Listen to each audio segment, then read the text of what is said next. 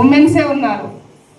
So మనం ఎప్పుడే కానీ భయపడకూడదు. మన పిల్లలకు కూడా చెప్పాలి, వాళ్ళకి ధైర్యం చెప్పాలి, మోటివేట్ చేయాలి. ఈ జనరేషన్ పిల్లలు, ఇందాక మేడం అన్నారు బయటది హార్మోన్ ఇంజెక్షన్ చేస్తున్నారు, అది వాస్తవము. చాలా కేసెస్ వస్తున్నాయి, చాలా పట్టుబడ్డాం మేము.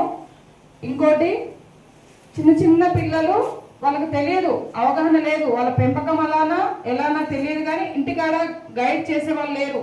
విలేజ్ పిల్లలు మ్యాక్సిమము అగ్రికల్చర్ పిల్లలు, కూలి చేసే పిల్లలే ఉంటారు మన గవర్నమెంట్ స్కూల్లో వచ్చే వాళ్ళకి. అయినా వాళ్ళకి కొన్ని విషయాలు తెలియదు. చాలా వరకు చెప్పాలి, మన స్కూల్లో పిల్లలకి ఇలా ఉంటుంది అని మనము మోటివేట్ చేయాలి, మన బాధ్యతగా చేయాలి. వాళ్ళు వినట్లేరని వదిలేయకూడదు.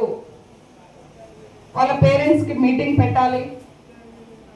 ఒక్కసారి ఎవరు రారండి, ఎందుకంటే వాళ్ళు పని చేసుకుంటూనే వెళ్తారు కాబట్టి, ఆ రోజు కూలిని వాళ్ళు వదులుకోలేరు కాబట్టి ఒక టైం కేటాయించమని, ఒకటికి 4 మంత్లీ ఒక 2 పెట్టాలి. కంపల్సరీ పిల్లలు వచ్చే విధంగా, పేరెంట్స్ వచ్చే విధంగా, పేరెంట్స్ కంపల్సరీ వాళ్ళు ఎలా చదువుతున్నారు, వాళ్ళ యాక్టివిటీ ఎలా ఉంది, వాళ్ళ బిహేవియర్ ఎలా ఉంది అనేది మీరు అబ్జర్వేషన్ చేస్తే కంపల్సరీ పేరెంట్స్కి చెప్పండి.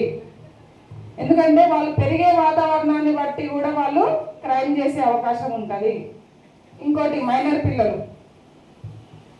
పిల్లలు ట్రిబుల్ రైడింగ్ చేస్తున్నారు. మైనర్ పిల్లలకు అసలు వెహికల్ ఇవ్వకూడదండి. పేరెంట్స్కి పనిష్మెంట్ ఉంటుంది. ఎందుకంటే వాళ్ళు మైనర్ అని పేరెంట్స్కి తెలుసు, అయినా బండి కొనిస్తారు.